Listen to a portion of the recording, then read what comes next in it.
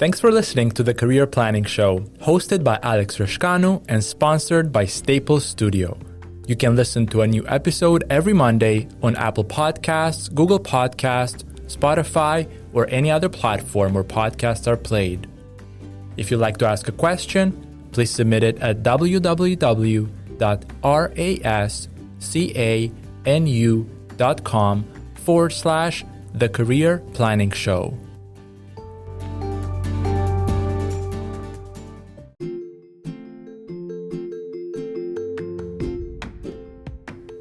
Louise Claire Johnson is a Toronto-based writer and the author of Behind the Red Door.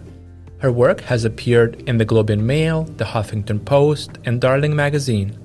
Featured by Notable as a young professional to watch, she is a graduate of the Richard Ivey School of Business and Harvard University. Louise has studied and worked in Hong Kong, Switzerland, New York, and Boston. Louise hosts the Word Weaver podcast, where she interviews authors and shares writing advice. After 6 years as a marketing manager at Elizabeth Arden in Switzerland and New York, where she cultivated 360-degree cosmetic, skincare, and fragrance campaigns, Louise took a left turn in her career to follow her dream of becoming a writer. I've been listening to Louise's The Word Weaver podcast for a few months now, and I appreciated the opportunity to interview her for the Career Planning Show. We discussed her career journey, the most joyful as well as the most difficult aspects of becoming a published writer, and the habits that you can use if you are dreaming of writing your first book. Hear Louise Claire Johnson's career journey and writing insights for yourself. Welcome to the Career Planning Show. Our guest today is Louise Johnson. How are you, Louise? I'm great. I'm so excited to be here. Thank you for being with us. You just released your first book, Behind the Red Door. How does it feel? It feels incredible. I'm still kind of riding the high. The book just came out a couple days ago. And I think for anybody, if you've ever achieved a goal or kind of reached the apex of what you've always dreamed of doing, it's the most exciting feeling. You feel a lot of relief, a sense of pride, accomplishment, but then it's also tinged with a little bit of bittersweetness because I've been carrying this book, working on this book for so many years, and now it no longer belongs to me, but to all of you listening out there and all of the readers. So it's exciting that I can kind of pass on the torch a little bit. A lot of exciting emotions, though. That's great. If we take a step back and think about the time when you were 18 and you moved from Toronto to New York, Manhattan specifically, to pursue an internship at a company founded by someone who you now wrote a book about. That must have been a really thrilling experience. How did you even decide to go on that path? And can you walk us through your journey from that time up until today? Definitely, yeah. I've always loved to write, but in high school and as I grew older and became subject to these emotions of logic and realism and having to make a financially successful choice for my future, I never equated job with joy. So I didn't think I could make a career out of reading and writing at a young age. So for me, I chose to study business. It's a vague umbrella term that I thought could give me an array of job prospects after graduation, and then I could figure it out. So in university, I studied business. I got an undergrad degree from the Richard Ivey School of Business at Western University in London, Ontario. And while I was there, while I was checking out the business school, I went to a student alumni event, and all of these alumni were kind of handing out business cards, and that's where, unbeknownst to me, I met the CEO at the time of Elizabeth Arden. Interesting. He thought I was in university. I was still in high school trying to figure out which university I wanted to go to, so he had no idea. So I got this business card, and he's like, we offer internships, you should consider applying. But I had to wait 2.5 more years to apply. I wasn't eligible yet until I was at university. I kept that business card taped to my bulletin board and just thought, oh, this is an amazing opportunity to go to New York. And that's when I started discovering who Elizabeth Arden was. She was actually a real person, had no idea. And so I was more fascinated by the woman behind the brand, not necessarily the beauty industry. It was a marketing internship. And for me, marketing was the most creative department or avenue Yes. from business. Yes. But it was still in that vein, in the business realm. So that's how I first found out about the internship. 2.5 years later, I applied, I interviewed, and got this dream internship in a dream city. And I was so excited to go to New York for the first time. I lived at NYU, New York University summer housing. They rent out their dorms to interns. And it just was as magical for an 18-year-old girl as it sounds. So that was my trajectory up until that point. And then what followed is written in the book as well, but really I interned for 3 more summers in New York. Once I graduated, I got a full-time offer to work for Elizabeth Arden in marketing at their Geneva, Switzerland headquarters. So I was there. It was supposed to be 1 year, ended up being 2 years living in Geneva. And after that, I transferred back to the New York head office for Elizabeth Arden. I worked on celebrity and designer fragrances for the brand. I also worked on the skincare team, the cosmetics color marketing team. And after 6 years in total working for Elizabeth Arden, it was this kind of whisper or this nudge at the back of my head that had always been there. I'd been writing freelance articles on the side. I kept a daily blog throughout those 6 years. Writing was always something I loved, and finally, it really just became a calling that couldn't be ignored. So, unbeknownst to anyone, I applied to journalism school, and I said, if I don't get in, that's okay. I still have this great career in New York, but if I get in, I'm going to have some tough decisions to make. And I got in, and I ended up moving to Boston, more specifically Cambridge, Massachusetts, and attended Harvard University and got my master's degree there. So that's kind of my trajectory for how I got here. Once I graduated, I finished the book, moved back to Toronto, and have been freelancing on the side and trying to get this book published ever since, and we're finally here. That's amazing. That's quite a journey, and I love the fact that you set a goal for yourself to get that internship, and you had the business card on the wall, you visualized where you wanted to be for 2.5 years, you knew that this was going to be your major step, and once you were there, you had some really fascinating experiences in New York, in Geneva, and you realized that you wanted to go even deeper in one particular area that you're actually side hustling in. You were freelancing and you were blogging on a daily basis, which is quite a commitment. Yes. And you were then able to pursue a master's and become even more confident in your abilities around writing and where that can take you next. Once you set your sights on publishing, from that decision, what were some of the steps that you took that brought you to today? Because there are listeners right now who are on this journey with us, listening and saying, I've been dreaming of writing a book myself for so many years. And maybe they're already listening to your Word Weaver podcast, or maybe it's the first time that they're hearing about the book and are trying to position themselves in their mind. How can they become a published writer? Can you walk us through your journey? Absolutely, because this is something I felt before, so I can really relate to that sentiment. And I truly believe that everyone is capable of writing a book. If you can dream it, you can achieve it. But it is, I understand, it's so challenging. You see this mountain ahead of you, and it seems like an impossible task. I actually had the quote taped to my computer, everything seems impossible until it's done.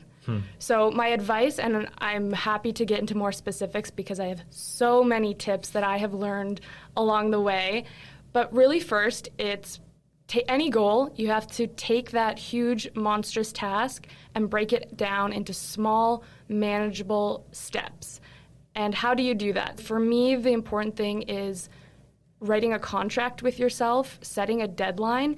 Maybe you type it up and you tape it to your bulletin board, or you fold it up and put it in your wallet, but you set a deadline for when you want to complete your first draft and when you want to, if you want to be traditionally published, you will need a literary agent, when you want to send it out to the agent.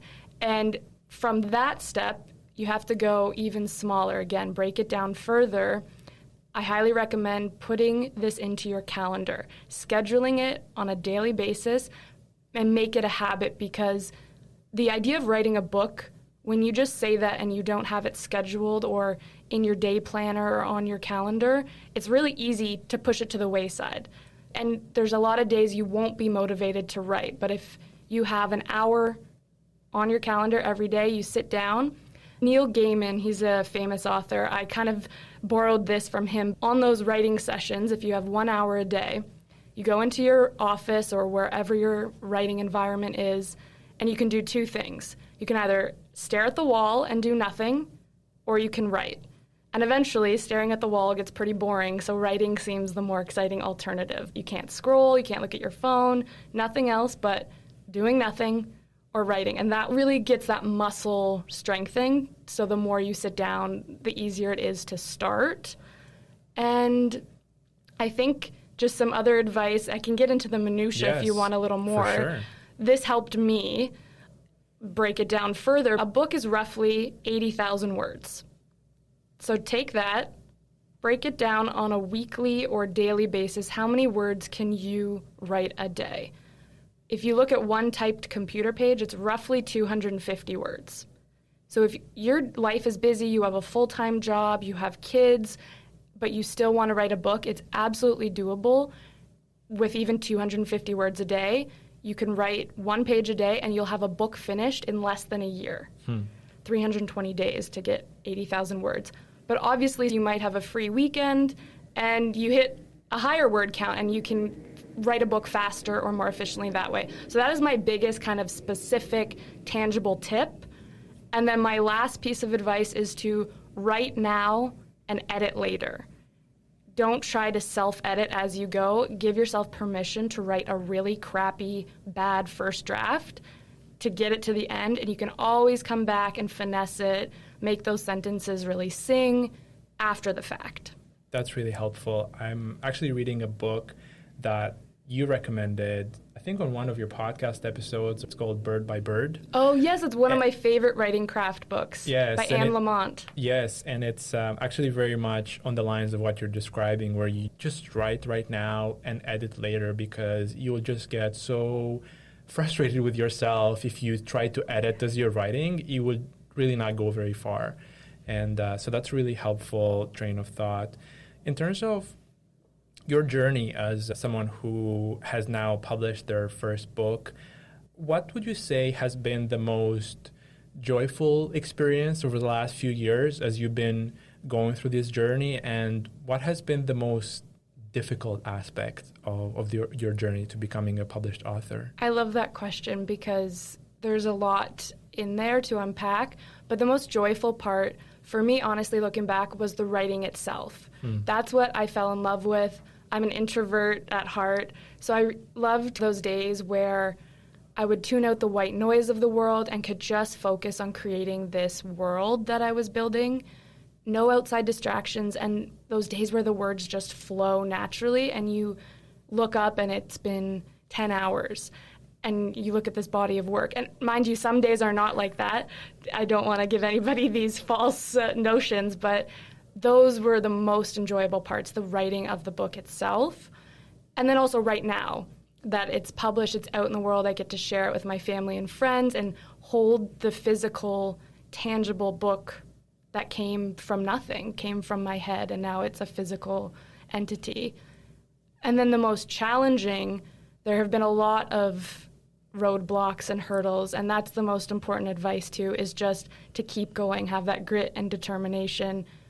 If somebody says no, it's a next. You just keep going until you get to that final end point, and there's multiple roads to get there. But the most challenging was definitely, honestly, it was the publishing process and all of the gatekeepers and how kind of long and archaic this business really is. I didn't know I would have to write so many drafts. So when you write your first book or your first manuscript, there are so many chefs in the kitchen along the way, and the book looks very different from that. And I'm happy it does. I cut all the fat, it's cleaned up, but getting to that point and having to rewrite and edit, it's just daunting. By the end, you're kind of like, spiraling into madness and you doubt your abilities and no more tears to shed. Exactly. They're all done. Exactly. No more tears to shed. Yeah, because writing is subjective.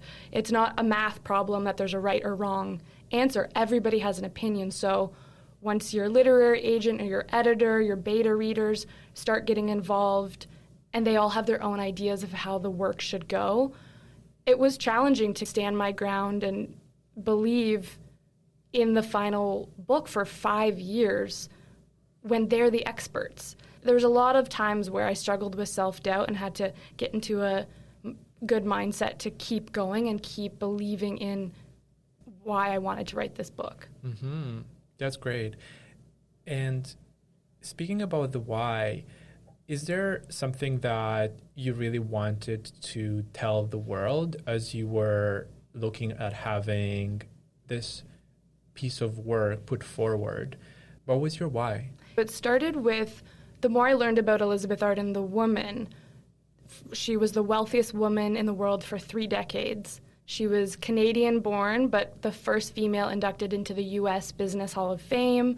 And she was a suffragette, really one of the earliest feminists who handed out red lipstick in the suffrage marches when red lipstick was a sign of sin.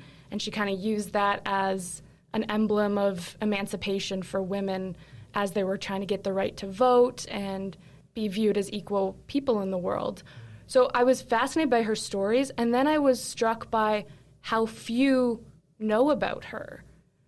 And I couldn't figure out why. I mean, men of her era like Vanderbilt, Henry Ford, Rockefeller, they all have museums, monuments, universities, many historic records about them. And for her, I could only find one outdated autobiography, and it was a dual biography about her and another woman named Helena Rubinstein.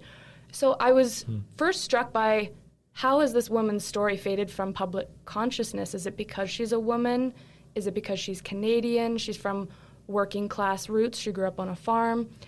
And it started with synchronicities between us. We're both from outside of Toronto. She moved to New York in 1908. I moved there in 2008, exactly 100 years later. And as I was coming of age in the beauty industry for those 6 years, I really looked to her as this kind of invisible guide of how to be a successful woman in the world. And eventually, you'll see kind of at the end of the book, we start to diverge a little bit. That's why I wanted to write the book, is first to share her story, to prevent it from getting lost in the cracks of history. And then also, I think the lessons that she taught me of how to be successful on your own terms, not what it looks like to other people, but really what does success feel like at the end of the day.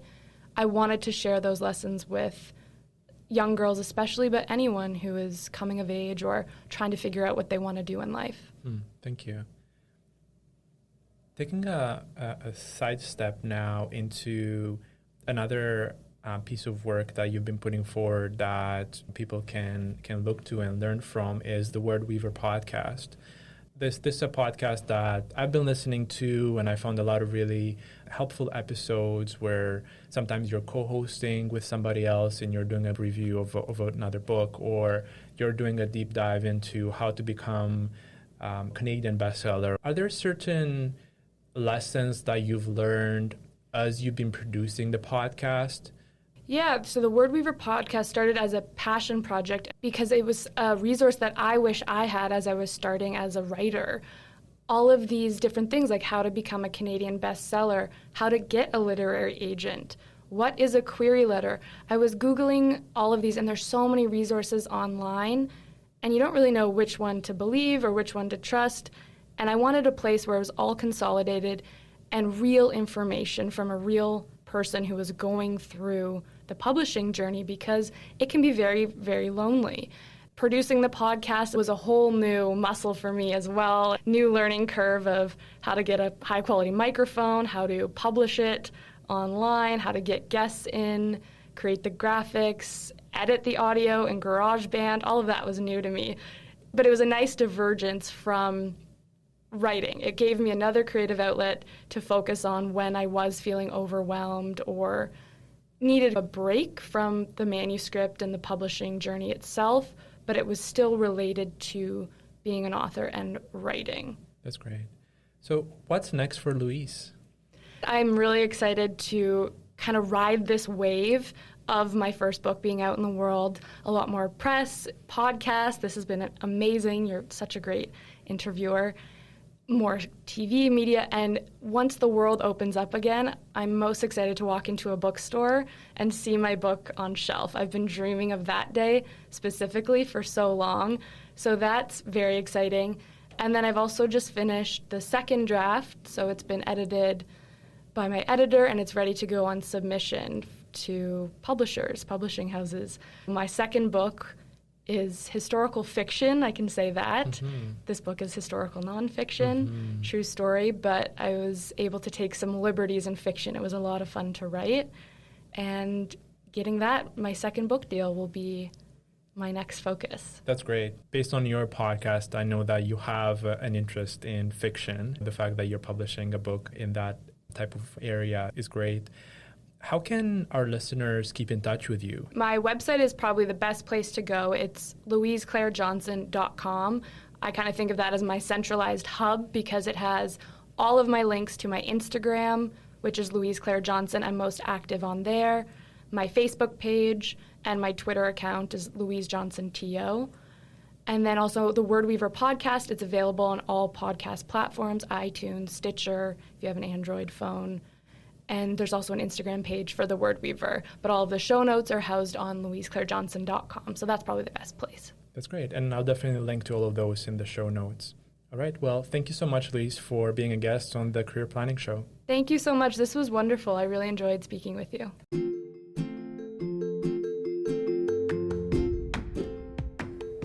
We record the Career Planning Show in the podcast booth inside the Staples Studio co-working space located in Midtown Toronto, Canada.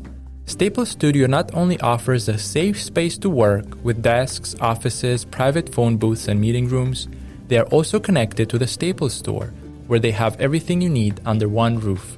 With locations across Canada, Staples Studio is a community to help you work, learn, and grow.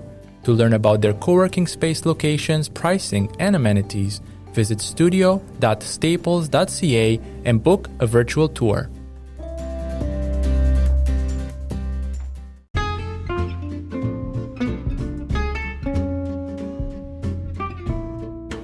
Thanks for listening to the Career Planning Show. We publish a new episode every Monday. Subscribe now via Apple Podcasts, Google Podcasts, Spotify, or any other podcasting platform. Learn more about the show and submit your career planning related questions at rascanu.com/career planning. That's RASCANU.com/career planning.